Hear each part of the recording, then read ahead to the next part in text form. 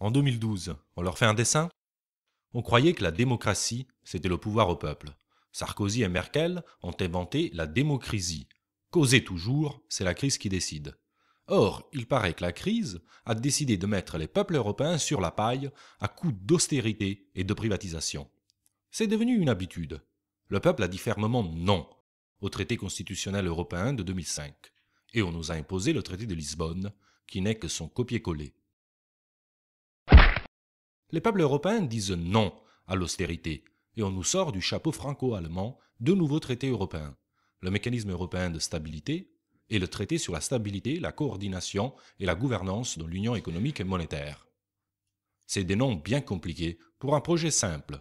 Il s'agit de garder le financement des États sous la coupe des banques privées pour rendre irréversible la casse sociale, le démantèlement des services publics et l'austérité. Regardons cette arnaque de plus près, ça vaut le détour. On entend créer un mécanisme européen de stabilité. C'est joli, mécanisme de stabilité.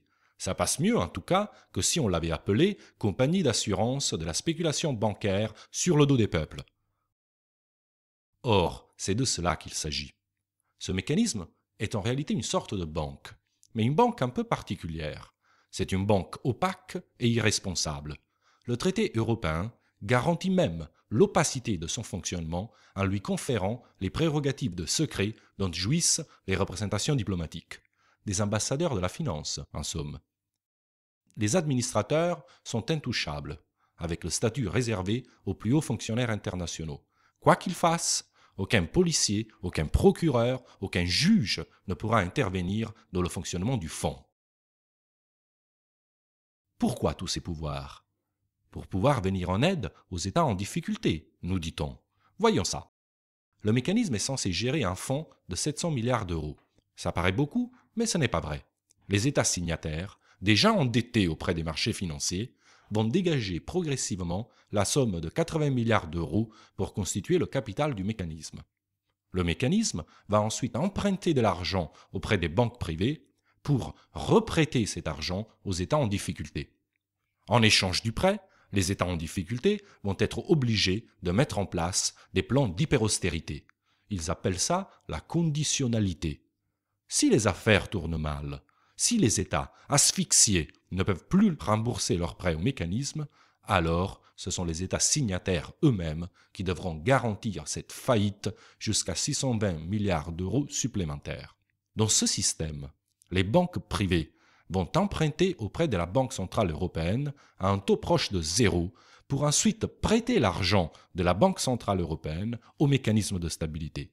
Le mécanisme, lui, va ainsi être livré au taux spéculatif exigé par les banques privées au lieu d'emprunter directement auprès de la Banque centrale européenne. En somme, cette idéologie libérale folle a conduit les États à soumettre le mécanisme de sauvetage des finances publiques aux banques privées elles-mêmes. Le mécanisme n'est qu'une sous-banque livrée aux financiers. Pour compléter ce mécanisme déraisonnable, un traité sur la stabilité, la coordination et la gouvernance de l'Union économique et monétaire a été mis au point. Dans le petit système mis en place par Sarkozy et Merkel, pour bénéficier du mécanisme, il faut accepter ce second traité.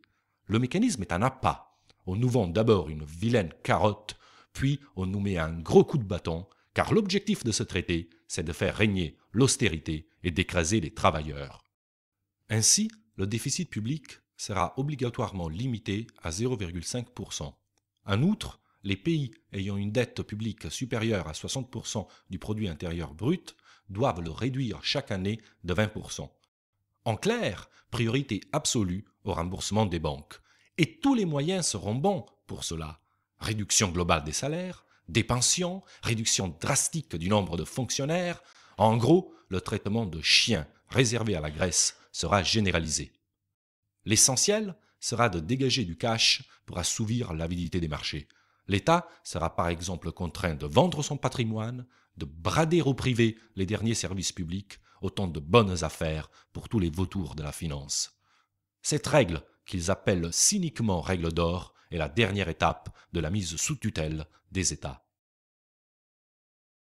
Et pour faire régner cette terreur budgétaire, le veau d'or peut compter sur 3 solides garde-chiourmes: la Commission, le FMI et la Banque centrale européenne, la troïka des marchés. Les peuples, eux, n'auront plus leur mot à dire. Ainsi, les parlements nationaux seront dépossédés de l'élaboration du budget de l'État. C'est en effet désormais la Commission de Bruxelles qui se chargera de valider tous les budgets nationaux, retoquant tous ceux qui seront jugés non conformes aux objectifs ultralibéraux. Ce pas supplémentaire en direction du despotisme technocratique n'est pas inéluctable. Une partie de la gauche, à l'exception du Front de gauche, vient de refuser le combat en laissant passer par un vote d'abstention le mécanisme européen de stabilité, ouvrant la voie à la mise en place du traité. Les socialistes, qui se sont abstenus, parlent de renégocier. Mais quand on veut renégocier ce qui est mauvais, on commence par voter non. Le Front de gauche s'y prendra autrement.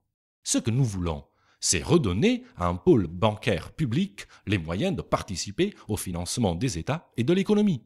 Mais ce pôle ne doit pas être soumis aux banques privées, il doit se financer directement auprès de la Banque centrale européenne, ce qu'il a déjà le droit de faire en vertu des termes de l'article 123, paragraphe 2 du traité sur le fonctionnement de l'Union européenne. C'est déjà possible, c'est une affaire de volonté. Nous l'avons, mais sur un sujet aussi important, c'est selon nous d'abord au peuple de trancher. C'est ça la démocratie. Nous soumettrons donc le choix de l'orientation de la construction européenne à référendum. Nous proposerons aux pays et peuples membres de l'Union européenne d'en faire de même, afin de promouvoir ensemble notre développement social et solidaire. L'Europe nous a été volée. Elle a été confisquée par des intérêts économiques particuliers en oubliant l'intérêt général des peuples qui la font exister. Nous voulons retrouver notre Europe. Nous ne voulons pas de cette construction mesquine et clandestine, élaborée dans le dos des peuples européens. Nous voulons une Europe choisie par les peuples et au service des peuples. En 2012, on va leur faire un dessein.